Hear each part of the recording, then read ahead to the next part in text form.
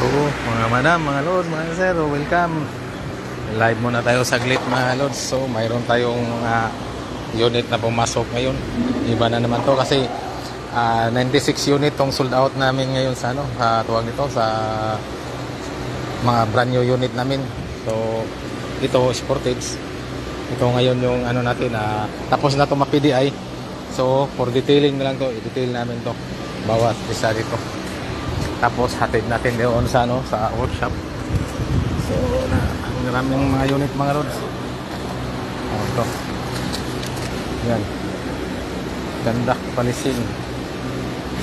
Then, detailing, PDI. So, ito mga loads. Ang gamit nito. 96 unit to mga loads.